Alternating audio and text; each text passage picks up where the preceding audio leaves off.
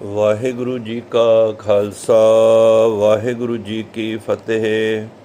ਸਤਨਾਮ ਸ੍ਰੀ ਵਾਹਿਗੁਰੂ ਸਾਹਿਬ JIO. ਇੱਕ ਓੰਕਾਰ ਸਤਨਾਮ ਕਰਤਾ ਪੁਰਖ ਨਿਰਭਉ ਨਿਰਵੈਰ ਅਕਾਲ ਮੂਰਤ ਅਜੂਨੀ ਸੈਭੰ ਗੁਰ ਪ੍ਰਸਾਦ। ਕਿਛ ਰੂਪ ਨਹੀਂ ਕਿਛ ਜਾਤ ਨਹੀਂ, ਕਿਛ ਢੰਗ ਨਾ ਮੇਰਾ। ਕਿਆ ਮੂੰਹ ਲੈ ਬੋਲੇ ਗੁਣ ਬਿਹੂ, ਨਾਮ ਜਪਿਆ ਨਾ ਤੇਰਾ। ਹਮ ਪਾਪੀ ਸੰਗ ਗੁਰ ਉਬਰੇ, ਪੁਨ ਸਤ ਗੁਰ ਕੇਰਾ। ਅਗਮ ਅਗੋਚਰ ਸਚ ਸਾਹਿਬ ਮੇਰਾ, ਨਾਨਕ ਬੋਲੇ ਬੋਲਾਇਆ ਤੇਰਾ।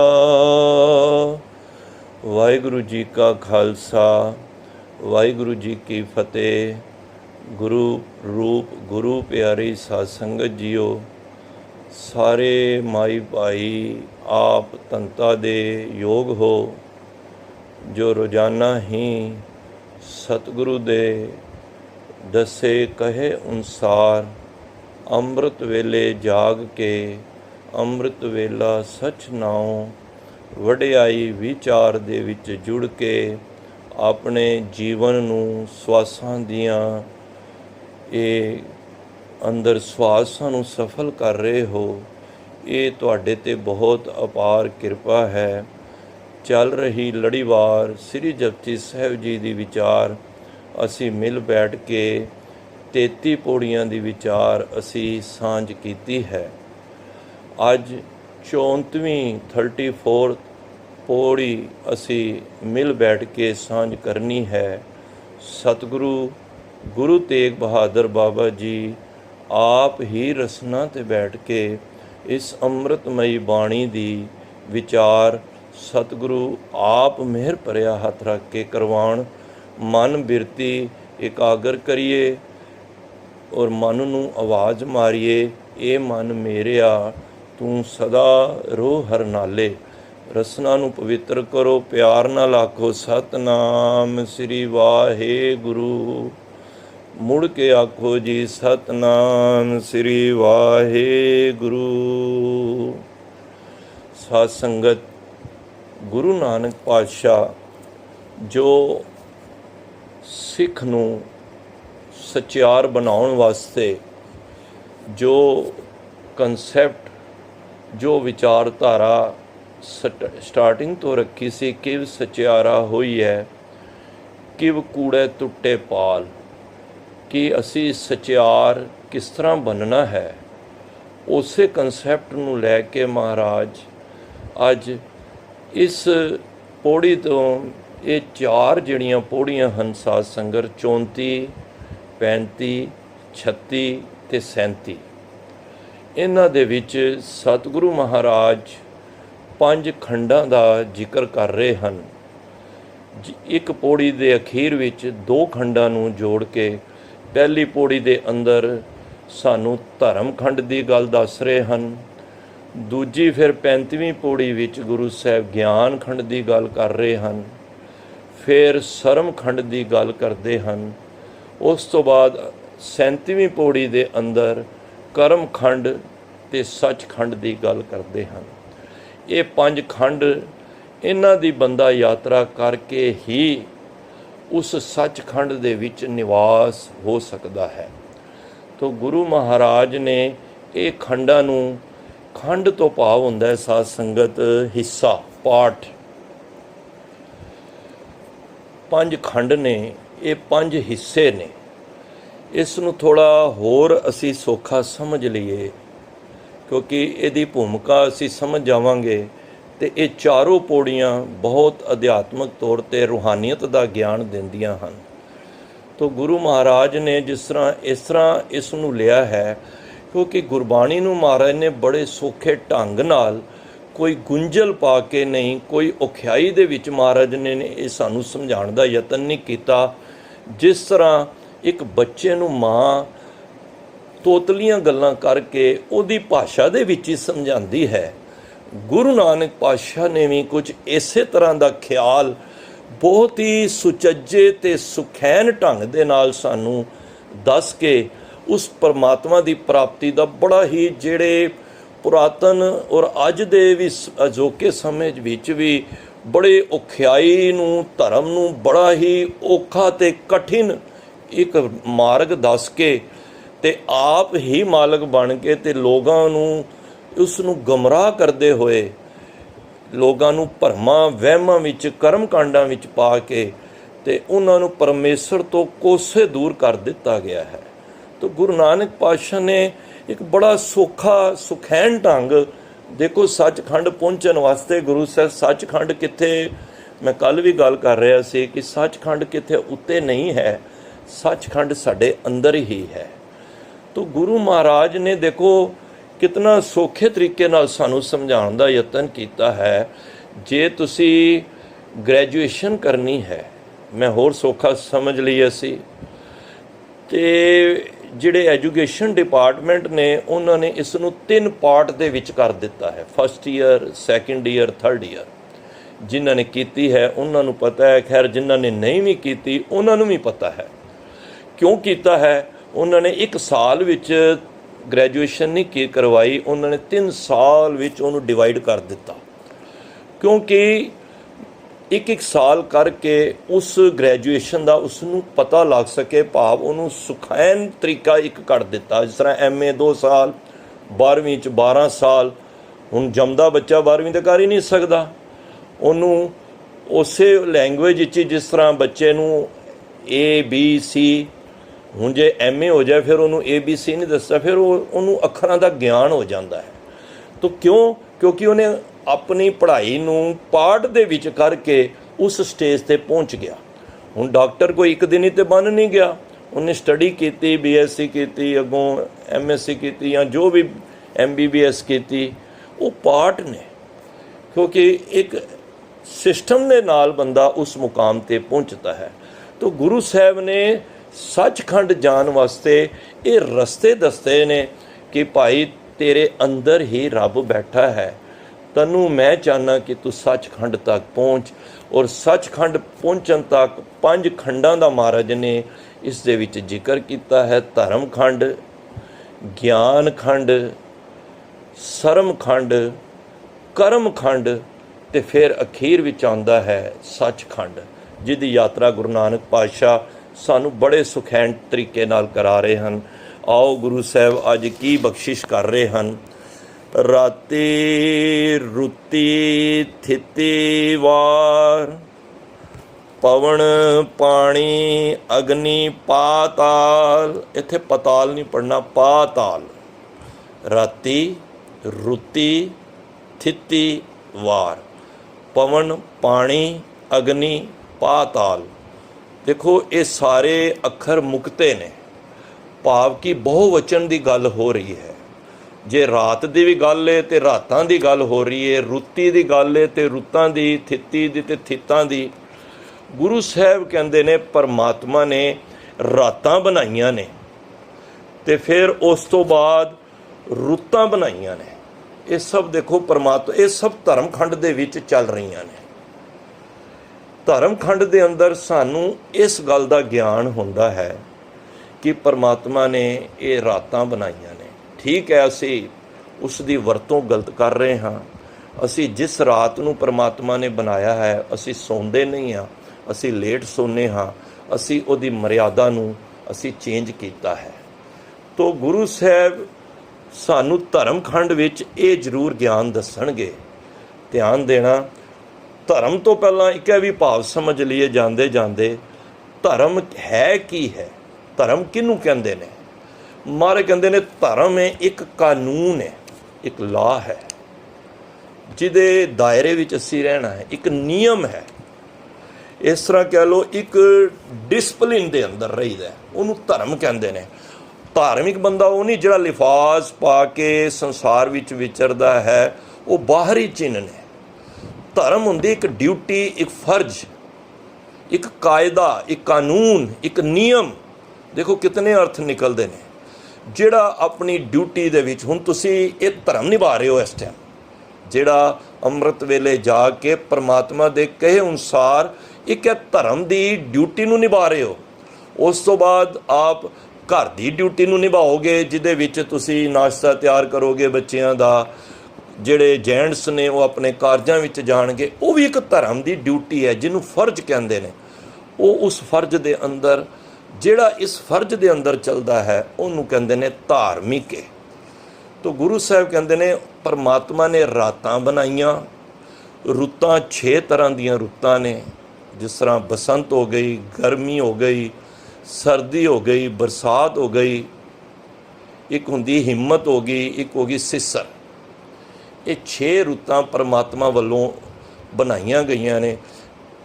ਥਿੱਤਾਂ 15 ਥਿੱਤਾਂ ਨੇ, ਜਿਹਦੇ ਵਿੱਚ ਜਨਮ ਅਸ਼ਟਮੀ ਵੀ ਆ ਜਾਂਦੀ ਹੈ, ਰਾਮ ਨੌਮੀ ਵੀ, ਇਕਾਦਸੀ ਹੋ ਗਿਆ, ਅਮਾਵਸ ਹੋ ਗਈ, ਸੰਗਰਾਂਦ ਹੋ ਗਈ, ਪੂਰਨਮਾਸ਼ੀ ਹੋ ਗਈ, ਹੋਰ ਵੀ ਬੜੀਆਂ ਨੇ, 52 ਦੁਆਦਸੀ ਬੜੀਆਂ ਨੇ।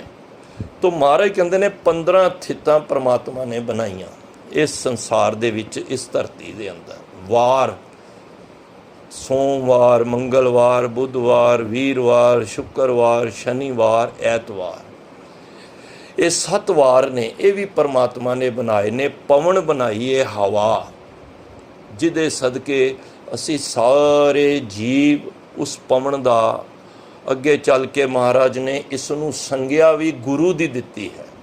ਇਹ ਨਹੀਂ ਕਿ ਸਾਡਾ ਗੁਰੂ ਹੈ ਪਵਨ, ਇਹਦਾ ਭਾਵ ਇਹ ਵੇ ਕਿ ਪਵਨ ਦਾ ਜਿਹੜਾ ਗੁਣ ਹੈ ਨਾ, ਧਿਆਨ ਦੇਣਾ, ਪਵਨ ਦਾ ਗੁਣ ਹੈ ਹਵਾ ਦੇਣਾ, ਜ਼ਿੰਦਗੀ ਦੇਣਾ, ਸਵਾਸ ਦੇਣਾ। ਜਿਹੜੀ ਸਵਾਸ ਅਸੀਂ ਲੈਂਦੇ ਹਾਂ ਉਹ ਹਵਾ ਕਰਕੇ ਹੁੰਦੇ ਹਨ। ਹੁਣ ਜਦੋਂ ਬੰਦੇ ਦੇ ਅੰਦਰ ਹਵਾ, ਆਕਸੀਜਨ ਦੀ ਲੋੜ ਪਵੇ, ਉਸ ਵੇਲੇ ਇਸ ਪਵਨ ਦਾ ਪਤਾ ਲੱਗਦਾ ਹੈ ਕਿ ਪਰਮਾਤਮਾ ਨੇ ਕਿਤਨੀ ਹੀ ਸਾਨੂੰ ਇਹ ਬਖਸ਼ਿਸ਼ਾਂ ਬਿਨਾਂ ਕੁਛ ਦਿੱਤੇ, ਬਿਨਾਂ ਕੁਛ ਲਏ ਸਾਡੇ ਕੋਲੋਂ ਇਹ ਫ੍ਰੀ ਫੰਡ ਵਿੱਚ ਸਾਨੂੰ ਦੇ ਰਿਹਾ ਹੈ। ਤੋ ਪਵਨ ਦਾ ਅਕਸਰ ਹੈ ਸਾਨੂੰ ਜੀਵਨ ਦੇਣਾ, ਤੇ ਤਾਂ ਹੀ ਗੁਰੂ ਸਾਹਿਬ ਨੇ ਪਵਨ ਨੂੰ ਗੁਰੂ ਕਿਹਾ ਅੱਗੇ ਚੱਲ ਕੇ, ਕਿਉਂਕਿ ਗੁਰੂ ਦਾ ਵੀ ਇੱਕ ਆਤਮਿਕ ਜੀਵਨ ਦੇਣ ਵਾਲਾ ਉਹ ਗੁਰੂ ਹੈ। ਤੋ ਗੁਰੂ ਸਾਹਿਬ ਇੱਥੇ ਕਹਿ ਰਹੇ ਨੇ ਕਿ ਰਾਤੀ, ਰੁੱਤੀ, ਥਿੱਤੀ, ਵਾਰ, ਪਵਨ, ਪਾਣੀ, ਅਗਨੀ, ਪਾਤਾਲ, ਪਾਣੀ ਦਿੱਤਾ ਹੈ। ਕਿੰਨਾ ਤਰ੍ਹਾਂ ਦਾ ਪਾਣੀ ਹੈ ਸਾਨੂੰ ਦਿੱਤਾ ਹੈ। ਦੇਖੋ ਪਾਣੀ ਵੀ ਕਿੰਨਿਆਂ ਤਰ੍ਹਾਂ ਦਾ ਹੈ, ਕੋਈ ਮਿੱਠਾ ਹੈ, ਕਿੱਥੇ ਕਿੱਥੇ ਕੋੜਾ ਵੀ ਹੈ, ਕਿੱਥੇ ਸਵਾਦ ਵੀ ਨਹੀਂ ਹੈ ਕਿਸ ਪਾਣੀ ਦਾ। ਇੱਕ ਪਾਣੀ ਦੇਖੋ ਸਾਡੇ ਇਹ ਹੁਣ ਰਸਨਾ 'ਤੇ ਵੀ ਤੁਸੀਂ ਬੋਲਦੇ ਹੋ, ਕੁਛ ਕਰਦੇ ਹੋ, ਕੋਈ ਚੀਜ਼ ਚੰਗੀ ਹੋਵੇ ਸਾਡੇ ਮੂੰਹ ਵਿੱਚ ਵੀ ਪਾਣੀ ਆ ਜਾਂਦਾ, ਉਹ ਵੀ ਇੱਕ ਅਲੱਗ ਤਰ੍ਹਾਂ ਦਾ ਪਾਣੀ ਹੈ। ਇੱਕ ਅੱਖਾਂ ਵਿੱਚੋਂ ਵੀ ਅੰਜੂ ਆਉਂਦੇ ਨੇ, ਉਹ ਵੀ ਪਾਣੀ ਹੈ। ਪਾਣੀ ਦੀਆਂ ਵੀ ਬੜੀਆਂ ਕਿਸਮਾਂ ਨੇ। ਇੱਕ ਬਰਸਾਤ ਦਾ ਪਾਣੀ ਹੁੰਦਾ ਹੈ, ਇੱਕ ਸਮੁੰਦਰ ਦਾ ਵੱਖਰਾ ਪਾਣੀ ਹੁੰਦਾ, ਇੱਕ ਜਿਹੜਾ ਤੁਸੀਂ ਪੀਂਦੇ ਹੋ ਵੱਖਰਾ ਪਾਣੀ ਹੈ। ਪਾਣੀ ਵੀ ਕਿੰਨੇ ਤਰ੍ਹਾਂ ਦਾ ਪਰਮਾਤਮਾ ਨੇ ਬਣਾ ਕੇ ਇਸ ਸੰਸਾਰ ਵਿੱਚ। ਅਗਨੀ, ਕਿੰਨੇ ਤਰ੍ਹਾਂ ਦੀ ਅਗਨੀ ਹੈ।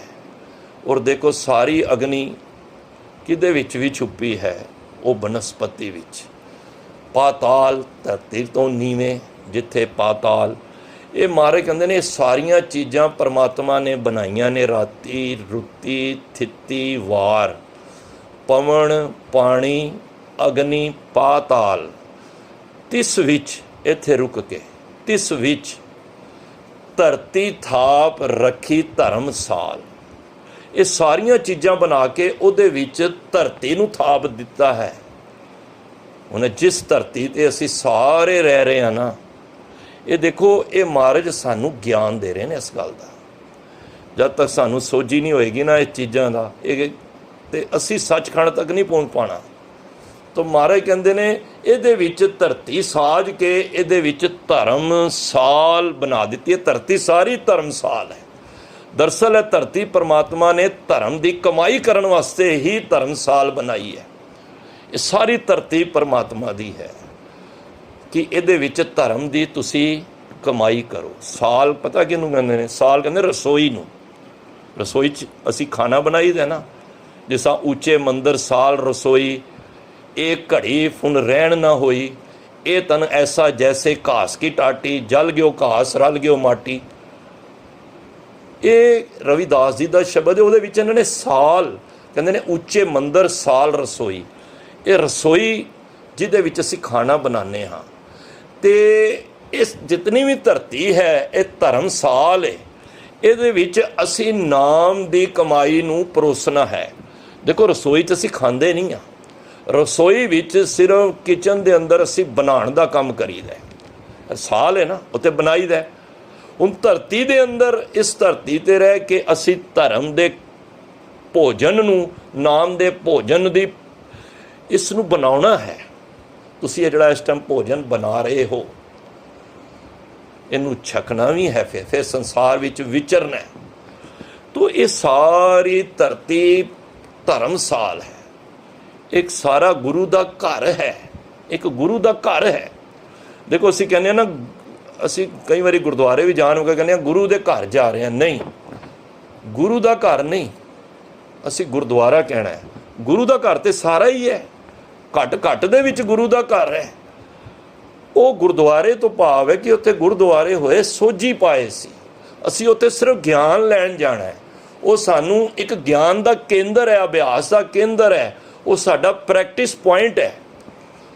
गुरु घर नहीं हो, तां ही महाराज ने गुरुद्वारा किया है। घर घर अंदर धर्मसाल होवे कीर्तन सदा विसोआ। गुरु का घर तो सारे ही घर है। सोदर तेरा क्या सो घर क्या, उन्हें पढ़ के आए पिछे। इस घर नहीं है, गुरु का घर तो सारा ही है। साडा हिरदे रूपी भी घर गुरु का ही है। वो गुरु का द्वारा है जिथे जाके असी ज्ञान लेना है। तो गुरु महाराज कहते ने तिस विच ये सारिया चीज़ां बना के रातां रुतां थित्तां वारां पवन पानी अग्नि पताल बना के उहदे विच धरती नूं साज के धर्मसाल बनाई है। ये धरती का नाम धर्मसाल है। ये बदकिस्मती साडी है कि असी उहदे विच हुण गंद पाउणा है कि या साफ रखना है। जिहड़े बाहर दे लोग ने भावें वो इतने धार्मिक नहीं ने जितने असी इस हिंदुस्तान दे विच धार्मिक लोग रहिंदे ने, पर जितनी उन्होंने धरती नूं साफ रखिया है, मनु खिमा कर देना, मैं भावें इस अपनी ही धरती ते रह रहा हाँ पर असी गंद पा रखिया है। मैं अक्सर बेनती करना, असी पहला अपने आप तो सवारन का यतन करिए। असी घर की धरती नूं पहला साफ रखिए, फिर बाहर जिथे रहने उत्थे गंद ना पाइए। वो फिर असी उस स्टेट दे विच गंद ना पाइए। जिस तरह ये सारा एक सिस्टम नाल चलांगे, जिहड़ी परमात्मा ने धरती बनाई है धर्म दी साल, धर्म दी कमाई करन वास्ते, सानू उस गल दा ज्ञान हो जाए। देखो धर्म दी कमाई कोई ये नहीं है कि असी पाठ कर लिया, मनु खिमा कर देना कि असी धर्म दी कमाई कर रहे हैं। धर्म दी कमाई है पाठ करके असी फिर उस नियम नूं असी अपने घर विच अडॉप्ट करिए, उन्होंने इंप्लीमेंट करिए। असी अपने फर्जां नूं संभालीए कि मेरा फर्ज की है। जिस तरह धर्म की कमाई की है, मैं कल भी दसिया सी, जिस तरह मैं बच्चा हाँ सपोज, तो मेरा धर्म है कि मैं अपने माता पिता का आग्याकारी पुत्र बना। जदों मैं स्कूल गया तो स्कूल विच मैं पढ़ाई परमात्मा की बख्शिश के द्वारा कर रहा। परिवार मेरा मेरे ते पैसा लगा रहा। तुसी भी बच्चियां ते पैसे लांदे हो, माया लांदे हो, अपना पेट कट के भी बच्चे नूं पढ़ाउंदे हो। ये तुहाडा धर्म है, ये तुहाडी ड्यूटी है। धर्म की ये ड्यूटी है, फर्ज है, एक तुहाडी रिस्पॉन्सिबिलिटी है। ਉਹ ਧਰਮ ਹੈ ਸਾਡਾ। ਅੱਗੋਂ ਬੱਚੇ ਦੀ ਕੀ ਫਿਰ ਧਰਮ ਦੀ ਡਿਊਟੀ ਬਣਦੀ ਹੈ। ਉਸ ਬੱਚਾ, ਉਹ ਜਿਹੜਾ ਬੱਚਾ ਮਾਇਆ ਜਿਸ ਮਾਤਾ ਪਿਤਾ ਨੇ ਦਿੱਤੀ ਹੈ, ਲਗਾ ਰਹੇ ਹਨ ਆਪਣਾ ਪੇਟ ਕੱਟ ਕੇ ਵੀ, ਜਾਂ ਜਿਵੇਂ ਵੀ ਉਹ ਬੱਚੇ ਨੂੰ ਪੜ੍ਹਾ ਰਹੇ ਹਨ, ਬੱਚੇ ਦੀ ਧਰਮ ਦੀ ਡਿਊਟੀ ਇਹ ਬਣਦੀ ਹੈ ਕਿ ਉਹ ਇਮਾਨਦਾਰੀ ਨਾਲ ਬੱਚਾ ਸਟੱਡੀ ਕਰੇ, ਉਸ ਮੁਕਾਮ 'ਤੇ ਪਹੁੰਚੇ ਜਿਸ ਮਾਤਾ ਪਿਤਾ ਨੇ ਉਸ ਦੇ ਉੱਤੇ ਆਸ ਰੱਖੀ ਹੈ। ਜਦੋਂ ਉਹੀ ਬੱਚਾ ਪੜ੍ਹ ਕੇ ਵੱਡਾ ਹੋਵੇ ਤੇ ਫਿਰ ਉਹ ਆਪ ਪਿਤਾ ਬਣੇ, ਫਿਰ ਉਹੀ ਧਰਮ ਵਾਲੀ ਡਿਊਟੀ ਆਪਣੇ ਬੱਚਿਆਂ 'ਤੇ ਲਾਗੂ ਕਰੇ। ਤਾਂ ਇਹ ਸਿਸਟਮ ਹੈ ਸਾਧ ਸੰਗਤ। ਜਿਸ ਤਰ੍ਹਾਂ ਇੱਕ ਕੋਈ ਵੀ ਡਾਕਟਰ ਹੈ, ਅਗਰ ਉਹ ਪੜ੍ਹ ਕੇ ਉਹਨੇ ਧਰਮ ਦੀ ਡਿਊਟੀ, ਓਕੇ ਡਾਕਟਰ ਕਿ ਮੇਰੇ ਵਾਸਤੇ ਧਰਮ ਦੀ ਡਿਊਟੀ ਕੀ ਹੈ, ਤੇ ਗੁਰਬਾਣੀ ਕਹਿੰਦੀ ਹੈ ਤੇਰੇ ਵਾਸਤੇ ਵੀ ਧਰਮ ਦੀ ਡਿਊਟੀ ਹੈ ਕਿ ਤੂੰ ਕਿਸੇ ਨਾਲ ਧੱਕਾਸ਼ਾਹੀ ਨਾ ਕਰ, ਤੂੰ ਕਿਸੇ ਗਰੀਬ ਦਾ ਪੇਟ ਨਾ ਕੱਟ, ਤੂੰ ਵੀ ਲੈ ਤਨਖਾਹ ਵੀ ਲੈ, ਤੂੰ ਭਾਵੇਂ ਆਪਣੀ ਜੋ ਵੀ ਤੇਰਾ ਆਪਰੇਸ਼ਨ ਦੇ ਰੇਟ ਨੇ ਲੈ, ਪਰ ਐਸਾ ਨਾ ਹੋਵੇ।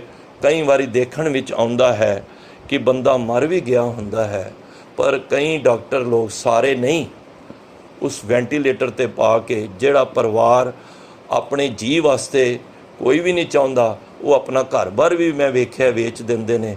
ਪਰ ਉਹ ਡਾਕਟਰ ਲੋਕ ਐਸੇ ਹਨ। ਮੈਂ ਐਸਾ ਇੱਕ ਕੇਸ ਵੀ ਦੇਖਿਆ ਕਿ ਇੱਕ ਸਾਡਾ ਕੋਈ ਰਿਲੇਟਿਵ ਸੀ ਅਤੇ ਉਹ ਕਿੱਥੇ ਡੈਥ ਹੋ ਗਈ ਅਤੇ ਉਹਨਾਂ ਨੇ ਵੈਂਟੀਲੇਟਰ 'ਤੇ ਪਾਇਆ। ਅਸੀਂ ਵੇਖਣ ਗਏ, ਕੁਦਰਤੀ ਮੈਨੂੰ ਕੁਝ ਡਾਊਟ ਹੋਇਆ, ਉਹਨਾਂ ਦਾ ਕੋਈ ਇੱਕ ਰਿਲੇਟਿਵ ਸੀ, ਮੈਂ ਉਹਨਾਂ ਨਾਲ ਗੱਲ ਕੀਤੀ, ਉਹ ਡਾਕਟਰ ਸਨ। ਮੈਂ ਅਗਲੀ ਵਿਜ਼ਿਟ ਦੇ ਉੱਤੇ ਉਹਨਾਂ ਦੇ ਨਾਲ ਗਿਆ।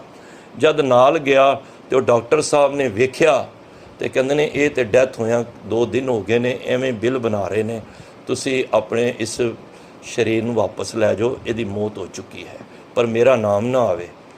ਤਾਂ ਮੈਂ ਸੋਚਣਾ ਉਸ ਵੇਲੇ ਕਿ ਉਹ ਡਾਕਟਰ ਨੂੰ ਕਹੀਏ ਅਸੀਂ ਧਰਮ ਦੀ ਕਮਾਈ, ਉਹ ਧਰਮ ਦੀ ਨਹੀਂ ਕਮਾਈ ਕਰ ਰਿਹਾ। ਸਾਧ ਸੰਗਤ, ਗੁਰਬਾਣੀ ਵੇਖੋ ਸਾਨੂੰ ਹਰ ਚੀਜ਼ ਸਾਨੂੰ ਸਿਖਾਉਂਦੀ ਹੈ। ਜੇ ਮੈਂ ਟੀਚਰ ਹਾਂ, ਜੇ ਮੈਂ ਇੰਜੀਨੀਅਰ ਹਾਂ, ਜੇ ਮੈਂ ਬਿਜ਼ਨਸਮੈਨ ਹਾਂ, ਕਿਸੇ ਦੇ ਨਾਲ ਧੋਖਾ ਨਾ ਕਰੀਏ, ਉਹ ਵੀ ਧਰਮ ਦੀ ਕਮਾਈ ਹੈ। ਤਾਂ ਗੁਰੂ ਸਾਹਿਬ ਸਾਨੂੰ ਦੇਖੋ ਕਿਤਨਾ ਸੋਹਣਾ ਇੱਕ ਸੁਚੱਜੇ ਢੰਗ ਨਾਲ ਸਾਨੂੰ ਸਮਝਾ ਰਹੇ ਨੇ। ਦੇਖੋ ਅਸੀਂ ਹੁਣ ਗਿਆਨ ਖੰਡ ਵਿੱਚ ਇਸ ਤੋਂ ਬਾਅਦ ਪਹੁੰਚਣਾ ਹੈ। ਦੇਖੋ ਖਾਲੀ ਜੇ ਮੈਂ ਧਰਮ ਦੇ ਹੀ ਕੰਮ ਕਰਦਾ ਰਹਾਂਗਾ ਨਾ, ਮੈਨੂੰ ਇਹਦਾ ਗਿਆਨ ਨਹੀਂ ਹੋਏਗਾ ਨਾ, ਤੇ ਇਹੀ ਧਰਮ ਦੇ ਕੰਮ ਮੇਰੇ ਵਾਸਤੇ ਕਰਮ ਕਾਂਡ ਬਣ ਜਾਣਗੇ।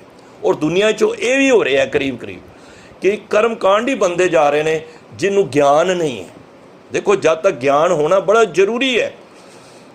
ਗਿਆਨ ਹੋਏਗਾ। ਹੁਣ ਦੇਖੋ ਮੈਨੂੰ ਪਤਾ ਹੈ ਮੈਂ ਗ੍ਰਸਤ ਚਲਾਉਣੀ ਹੈ, ਠੀਕ ਹੈ, ਮੈਨੂੰ ਹੁਣ ਗੁਰੂ ਸਾਹਿਬ ਨੇ ਇਸ ਤਰ੍ਹਾਂ ਅੱਜ ਦੱਸਿਆ ਕਿ ਅੱਜ ਗ੍ਰਸਤ ਚਲਾਉਣੀ ਹੈ, ਪਰ ਇਹਦਾ ਗਿਆਨ ਹੋਣਾ ਵੀ ਤਾਂ ਜ਼ਰੂਰੀ ਹੈ ਨਾ।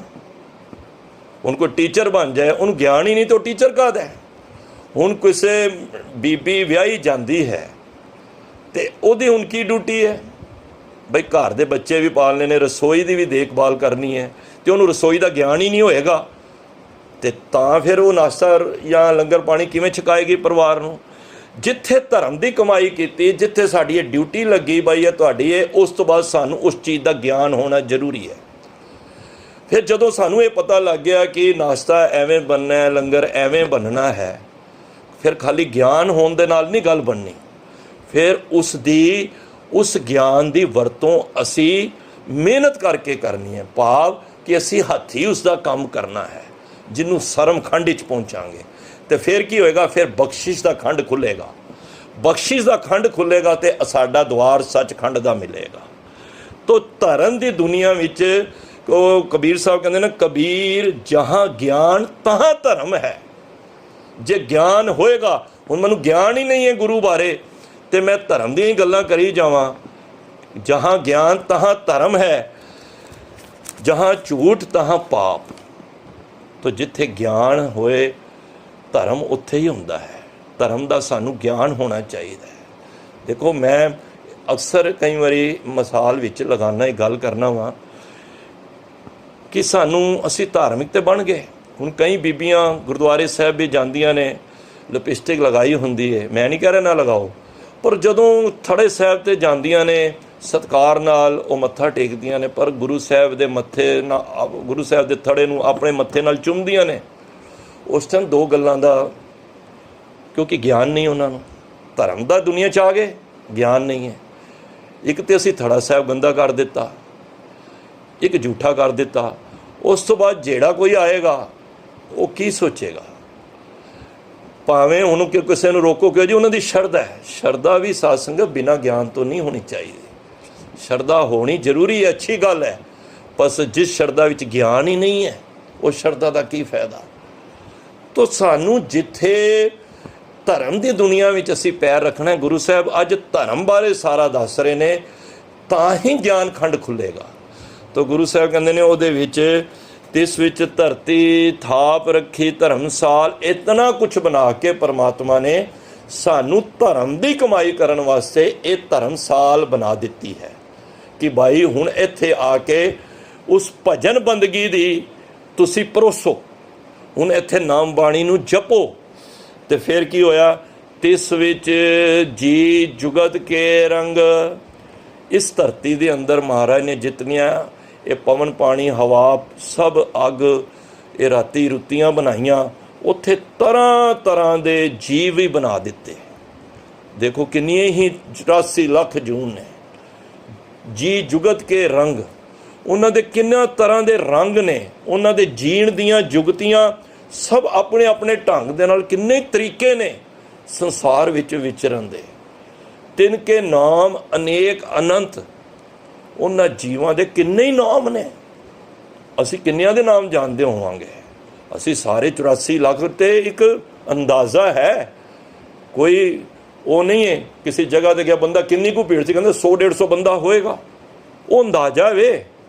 84 ਲੱਖ ਗੁਰਬਾਣੀ ਵੀ ਨਹੀਂ ਕਹਿੰਦੀ ਕਿ ਬਈ 84 ਲੱਖ ਹੀ ਜੀਵ ਨੇ, ਕਿਉਂਕਿ ਜੇ ਅਸੀਂ ਜੀਵਾਂ ਦਾ ਨਾਮ ਪਾਤਾ ਤੇ ਪਰਮਾਤਮਾ ਦਾ ਅੰਤ ਪਾ ਲਿਆ।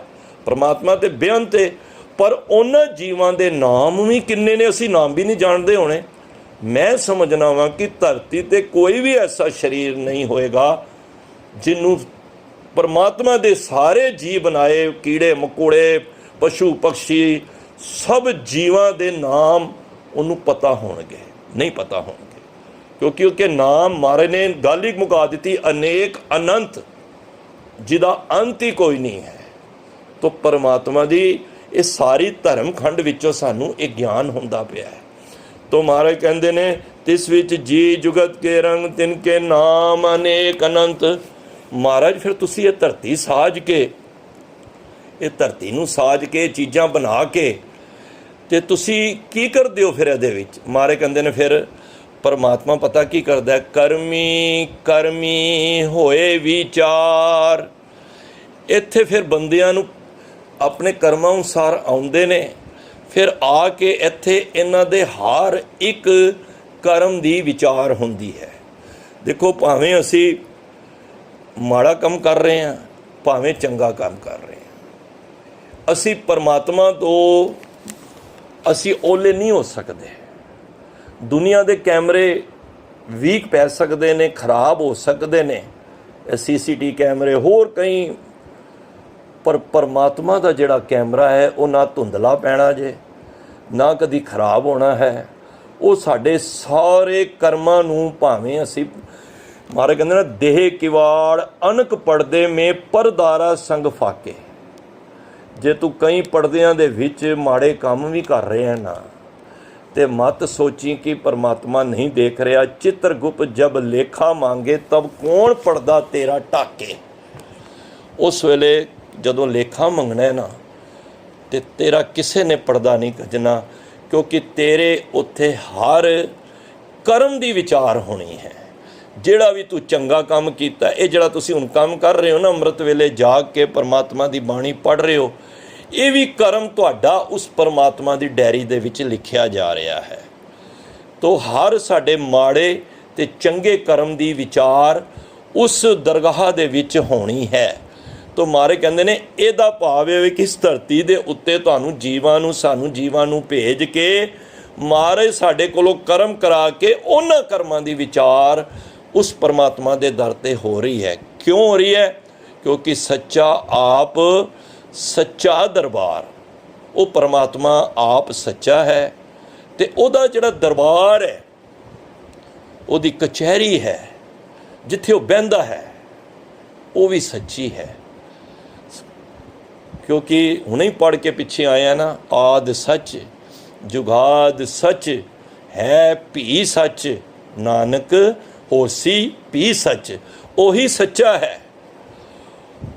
ਉਹ ਪਹਿਲਾਂ ਵੀ ਸੱਚਾ ਸੀ, ਆਦਿ ਤੋਂ, ਹੁਣ ਵੀ ਸੱਚਾ ਹੈ, ਤੇ ਆਉਣ ਵਾਲੇ ਸਮੇਂ ਵਿੱਚ ਵੀ ਉਹ ਸੱਚਾ ਹੀ ਰਹੇਗਾ, ਸਦਾ ਥਿਰ ਰਹੇਗਾ, ਹਮੇਸ਼ਾ ਰਹੇਗਾ।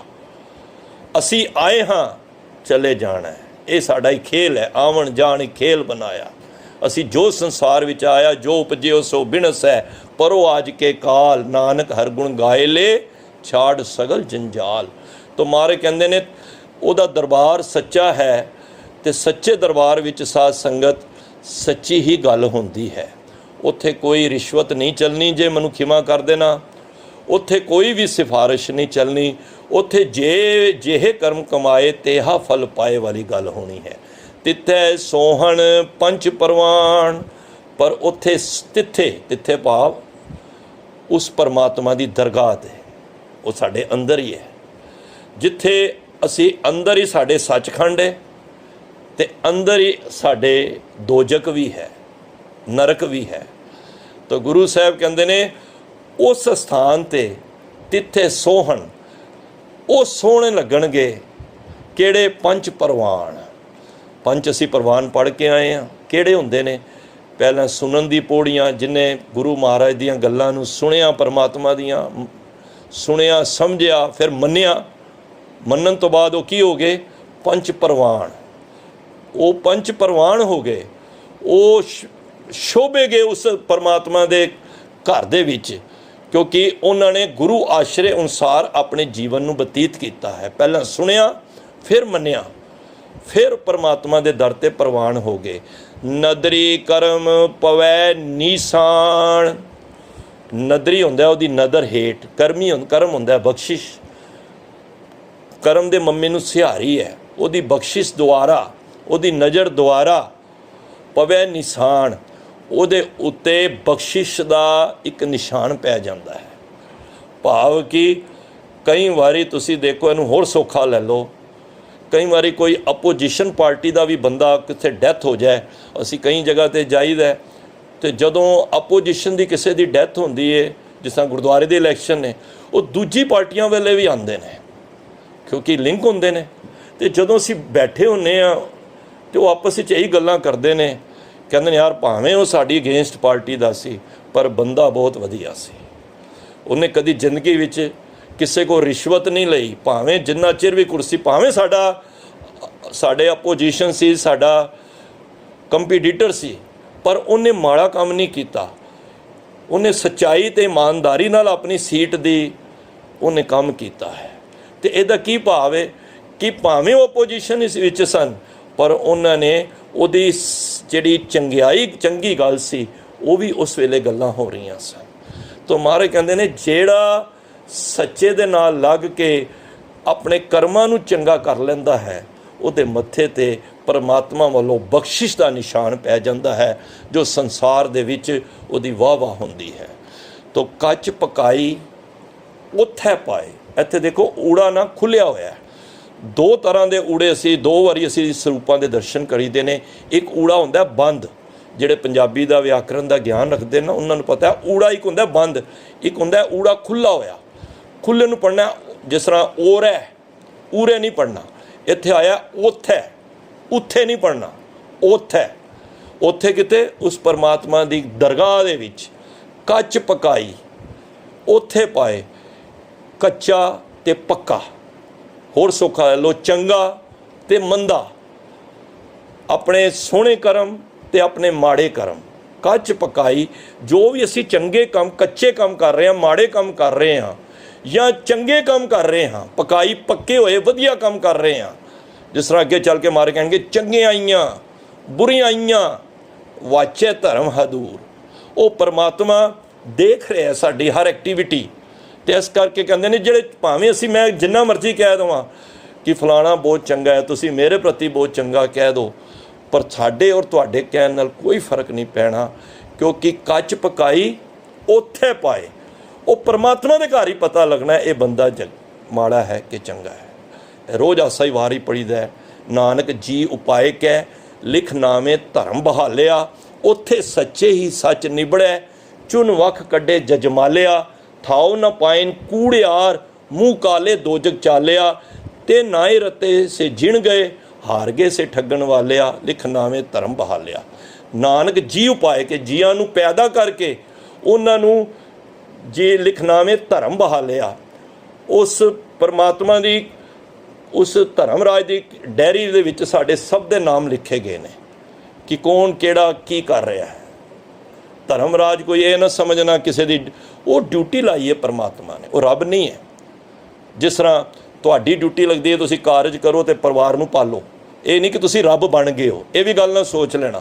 तुसीं नहीं भी होवोगे, मैं वो भी परिवार देखे ने, बच्चे छोटे होण घर वाला मर जाए तो उन्होंने भी परिवार पलते हैं। तो इत्थों पता लगता है कि ये सब कुछ परमात्मा करन वाला है। कभी मन में असीं ये भी ना गल आई है। तो नानक जी उपाय के लिख नावे धर्म बहालिया, उत्थे सच्चे ही सच निबड़े, चुन वख कड्डे जजमालिया। जिहड़ी माड़ी मत वाले विकारां वाले बंदे भैड़े बंदियां नूं चुन के बाहर कट दिता जाता है। तेरे नाए रत्ते से जिण गए, पर जिहड़े तेरे नाम दे नाल रत्ते होए ने से जिण गए, वो बाजी नूं जित जांदे ने। ते नाए रत्ते से जिण गए, हार गए से ठगण वालिया, पर वो बाजी हार जांदे ने जिहड़े माड़े कर्मां दे विच अपने जीवन नूं बर्बाद कर दिंदे ने। तो महाराज कहंदे ने कच पकाई उत्थे पाए, चंगे ते माड़े काम उत्थे उस दरगाह दे विच पता लगने ने। किवें कदों पता लगने ने? नानक गया जापे जाए। गया ही इत्थे गया नहीं पढ़ना, गया तो अखर ही कोई नहीं। वो कहंदे तू गया में उस जगह ते, असी गया तो नहीं कहते, तू गया। तो मारे कहते नानक गया जापे जाए।